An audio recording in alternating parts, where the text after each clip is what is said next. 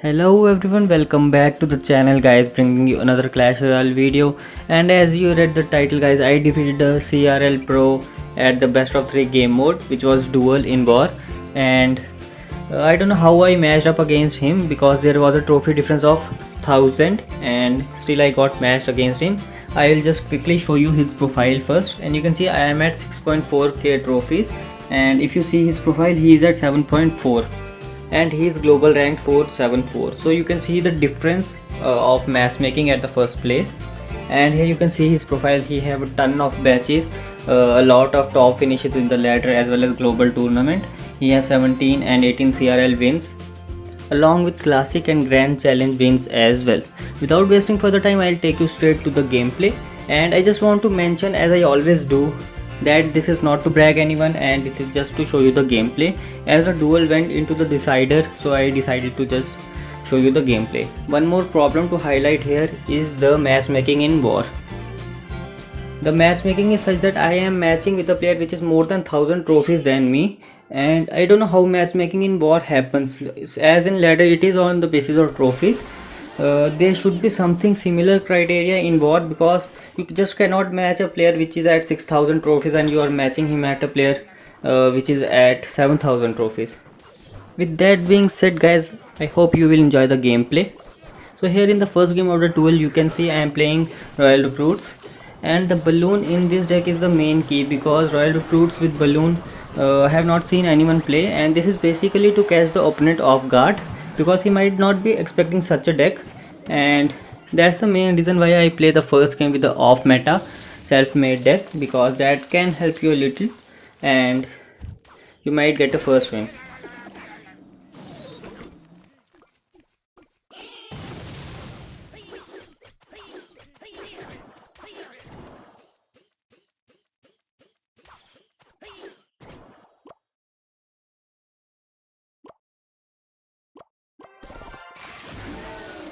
So you have to be patient with this deck, because you can see there are no heavy hitters except Lumberjack, which is okay, and you can see there are no big air defenses in the deck, so you have to defend it lightly and rely on your counter push and hope that you will get some damage which will cover up the damage that you took from him.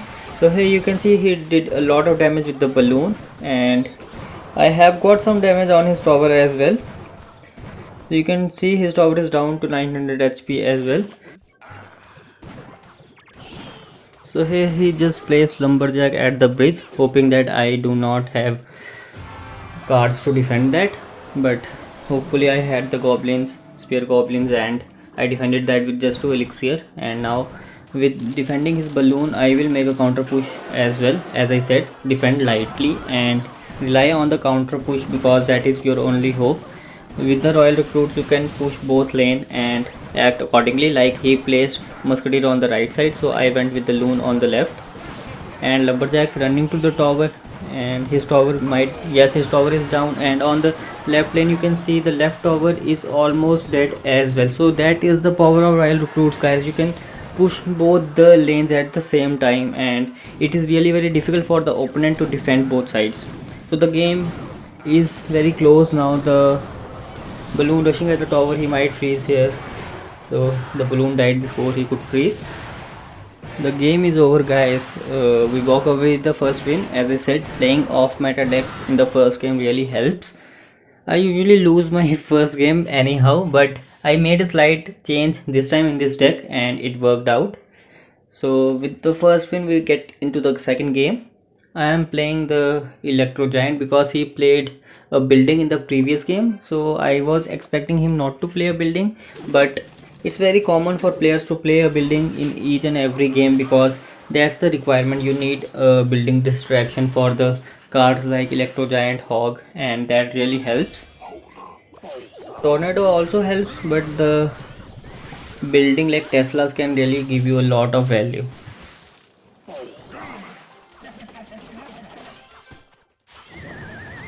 Here I misplaced quite a few cards and I took a lot of damage on my tower. That was a bad play from my side here in the start, and this will affect me in the long run. He also activated his king tower. He have a building, and I will have a hard time reaching my Electro Giant to his tower.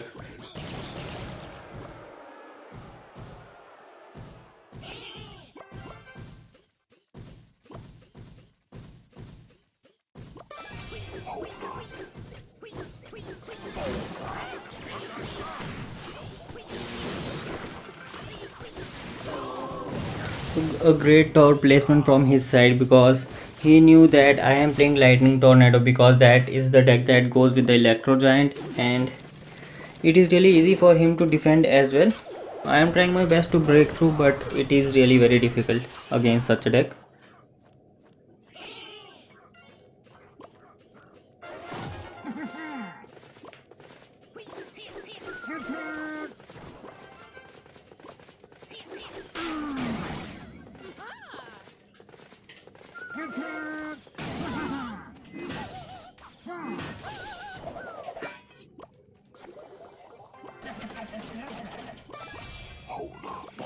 Also, making a push with the Goblin, which is spawned by the Goblin Cage, really helps in this deck, because the damage of this Goblin is so much and it can clear some units for you and make way for the Electro Giant to just reach his tower. So here it did not happen, he defended it perfectly, and the major problem is the Magic Archer as well. So I have to be careful at each and everything that I do in this game.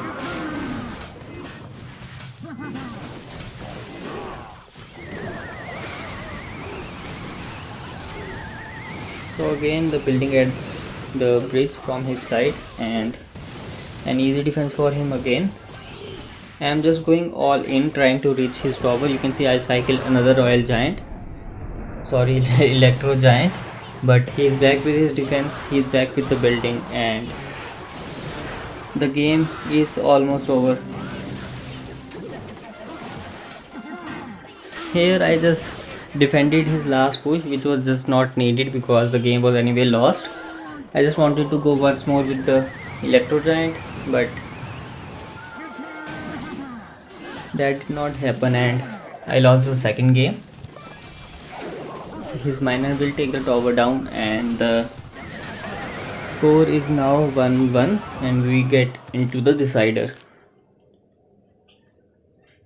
So this is the last game. I am playing with a deck which is almost similar to my ladder deck, and I have played a lot with this. So whenever the game gets into a decider, I always play with this deck no matter what my opponent has played, because I am pretty much confident with this deck, and this deck defends a lot of decks, so it is pretty much safe for me to play this deck in the last game.